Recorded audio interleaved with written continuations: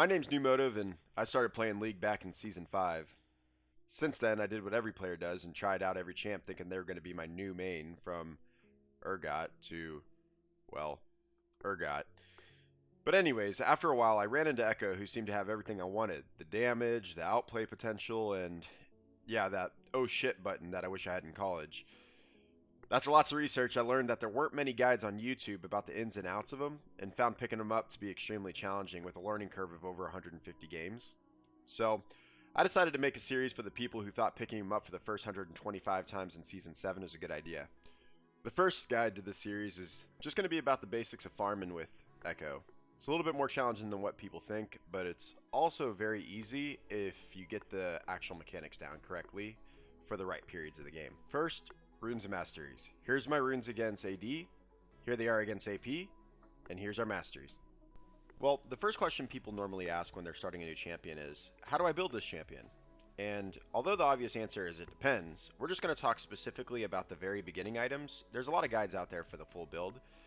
For someone starting out, I usually recommend a Doran's ring with a couple bike whites to go alongside of it. That's really good for sustain, but if you're going against someone that basically has a lot of poke and at the same time cannot all in you, I usually like to go with a Dark Seal and a refillable potion. So, getting started with farming. There's a general strategy I use early game. I use my Q to hit all the minions out and on the way back for the first 2 waves. I then will only use my 3-hit passive proc on a minion that has about 1/3 of his health left. This guarantees getting CS on minions. You repeat this on the second wave in order to keep the enemy champ farming under his tower.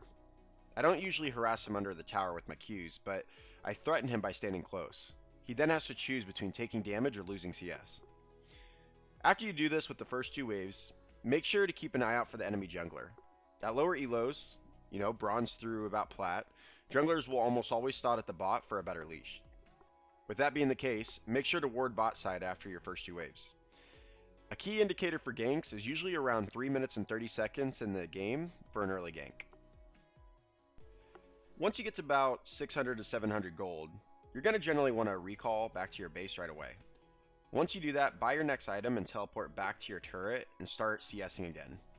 The reason why you do this is most enemy champions are going to stay in the lane to try to CS while you're gone, and you use a TP early enough that you won't actually need it for a team fight within the next couple of minutes anyways by the time it's back up.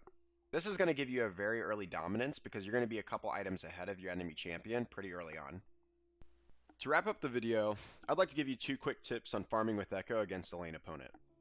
First, I want to remind you that your E ability is unique, that it counts as 2 different attacks in regards to Thunderlords.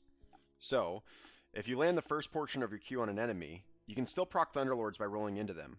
Although it won't proc your passive, it's really effective for trading enemies when they've used all their cooldowns, or that last finishing blow on an enemy who overstayed. Second, I found the math on this is pretty accurate. Whenever you get to about 75 ability powder 75 ability powders! No, ability power. You actually hit your farming spike. What this means is that you can throw your Q, and while it's out, hit 2 melee minions. When the Q comes back, you'll hit 3 casters and 2 melee already. And the last minion's misery, since his family's already gone, you asshole, and ravage his body for the last 20 gold. This will allow you to roam a whole lot easier by pushing the wave and roaming immediately afterwards. Well, thanks for watching. If you have any questions, put it in the comments below. And otherwise, follow me, subscribe, and come see me on Twitch.